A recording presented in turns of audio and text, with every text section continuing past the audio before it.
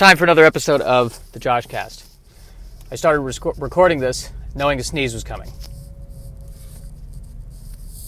There we go. Talk about no filter. We are en route. Monday morning. Not much has happened since, I'll tell you what happened yesterday. In spite of the fact that I've been eating as healthy as I've eaten ever, still got diarrhea. So now I'm terrified that something worse is going on, and I'm obsessing over that. There's your Monday morning update for you. There it is. I also realized that I forgot to call my mother on her birthday. So the guilt level is in the red.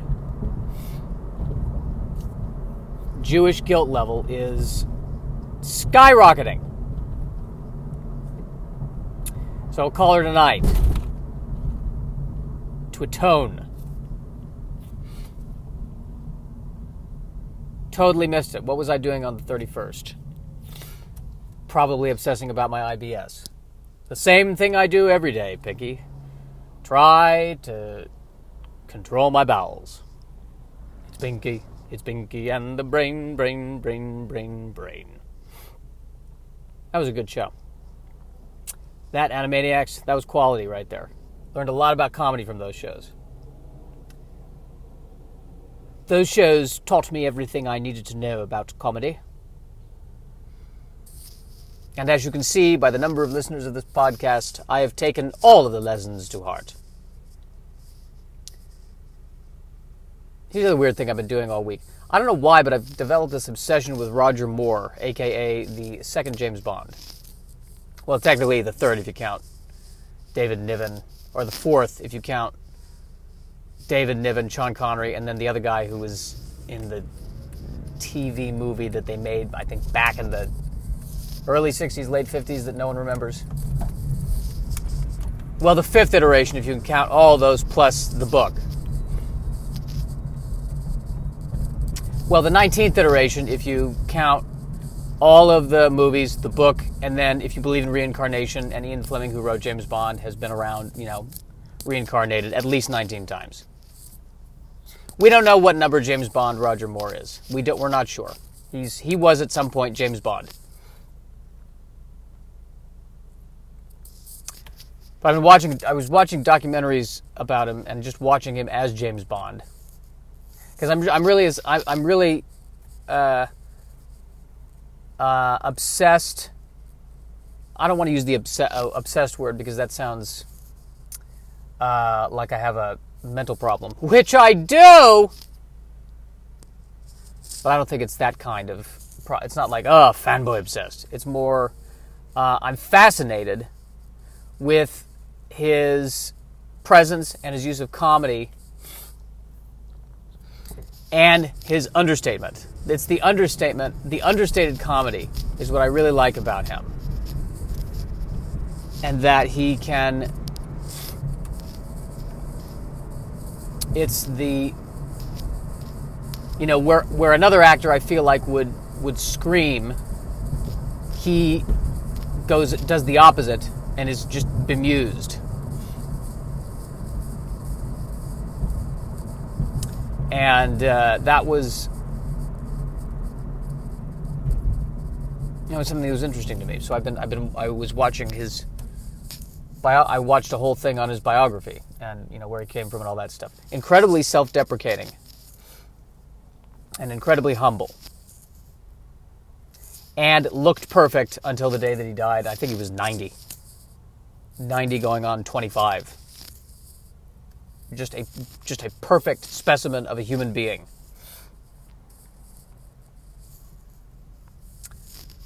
People going, how is that possible? Like, genetically speaking, that was everything locked into place with that guy. Quite amazing. I would not describe myself as a perfect specimen of a human being. I don't think I have a perfectly symmetrical face. One eye is a little bit higher than the other eye. And it would, for me, if they cast me as James Bond, then their goal is to destroy the franchise. I really think it's some kind of a producer's situation. Let's make a flop. Because you don't want me going, I'm Bond here! James Bond! There was a show a cartoon show back in the 90s called James Bond Jr. Bond. James Bond Jr. And he was... Now here's the weird thing about it, is that the character James Bond Jr. was not James Bond's son. He was James Bond's uncle. And yet he was called James Bond Jr. You can't be called James Bond. You're not a junior if you are the nephew. Is that a thing? I've never heard that before. I'm Bond, James Bond Jr. Ah, James Bond was your father. No, he's my uncle. Okay.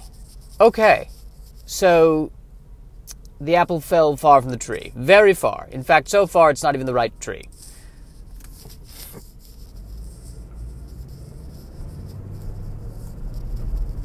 And I think actually they had they had a lot of the villains from the movies. I think Goldfinger was one of the villains. I always love that. And when they do a cartoon version of the movie, that they bring back the villains from the movie, even though in the movie the villain died. They find a way to bring them back.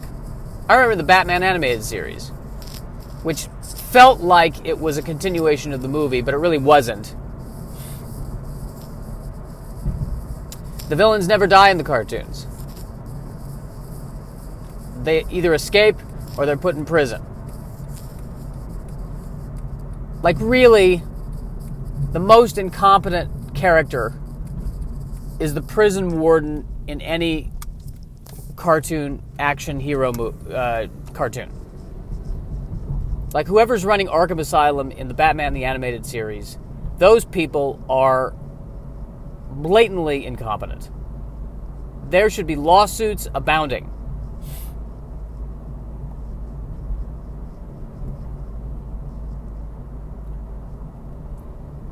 How many times has the Joker escaped from Arkham Asylum? 30. I'm sorry, what? 30. 30! So naturally you've changed hands, right? I mean, you have a plan for this. No, we lock him up, and we do our best. You do your best. This guy's a maniac. He's a psychotic, almost killer. He gasses people to the point where they are almost dead, but not dead because that would make this an adult thing. Well, there you go. He doesn't actually kill. That's why they're so relaxed about it. None of the supervillains in the animated series kill anybody. So they're really just extremely annoying. All right, well, that tracks. I stand corrected. I stand corrected. I stand corrected. Getting caught behind a bus. Is there no worse suffering? There's a lot worse. Oh, this whole situation right now that I'm in, by the way, this is horrible. Number one, caught behind a bus. Number two, I'm looking at joggers. And they're doing that thing where they're kind of jogging in place a little bit.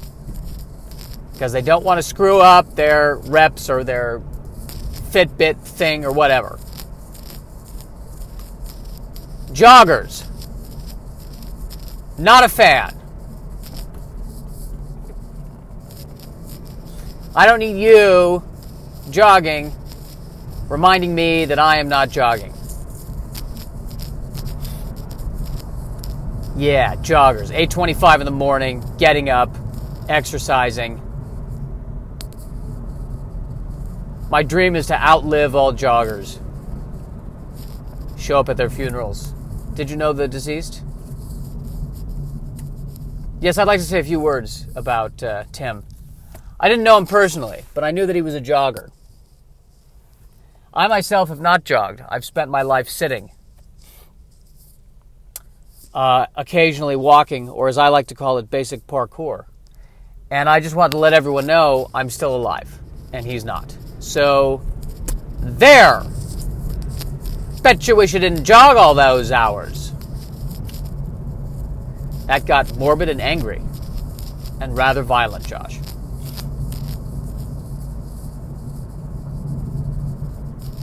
That's not the kind of podcast quality we're expecting from you. This should be a podcast about compassion. That's what this should be. This should be compassionate. You need to be compassionate. Talk about how much you love each other. And you're trying to find love. That's what you should be talking about. Maybe that is my problem. Because I don't feel like half the time I'm trying to find love so much as avoid guilt.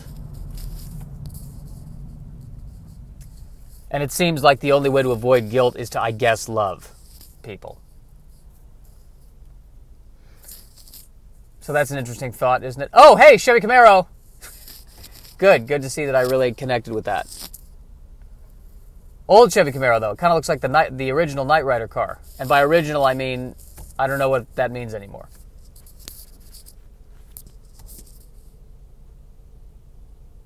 Still around. The 80s Chevy Camaro. That's impressive. I bet that Camaro's only been in the shop 19 million times.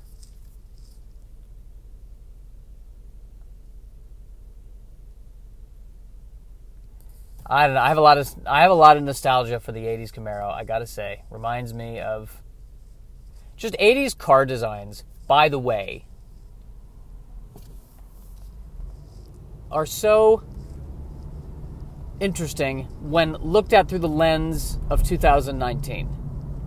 Because that Camaro, it looks like this is going to be the car of the future, as designed in the 80s. Like the 80s vision of the future is things are sleeker but still kind of boxy.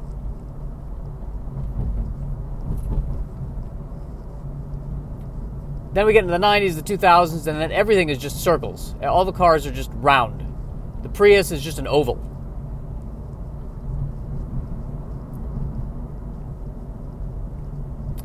And that's just become the new normal. And I'm wondering, are we going to go back to boxy? I mean, I kind of miss the boxy. Okay, here's what just happened. I was cut off because I keep getting these calls now from health insurance companies because, like an idiot, I tried calling a number from Google. And by the time I'd called the number, I didn't realize that it was an ad. They fooled me because they put the ad up first before the thing I was searching for. So now I'm on this list. So now I'm going to be called by healthcare companies that I've never heard of.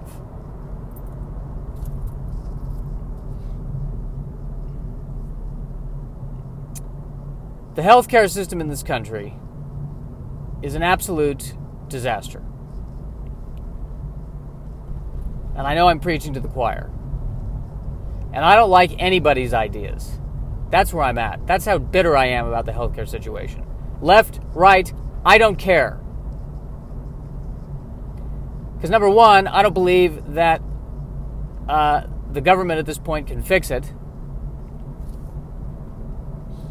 And number two, even if they all agree to any idea,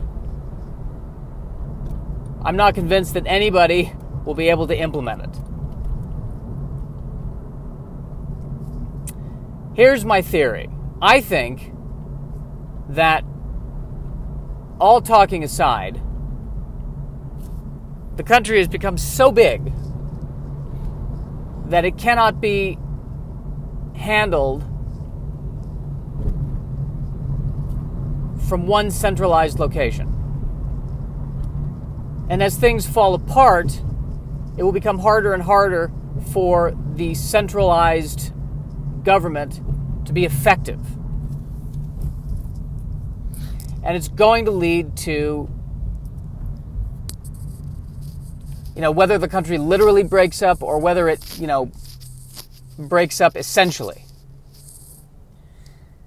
And I think that what will happen is the shouldering of responsibility will fall on smaller communities and smaller groups, because it will be the only way that people can survive.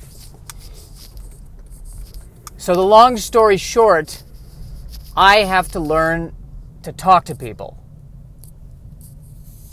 And that is very depressing to me. It's too bad I didn't grow up in the 60s when things were a lot more stable and I could have been the misanthrope that I always dreamed I wanted to be. But now I have to be nice to people because 5 years from now, they might be my nurses. That's my big complaint.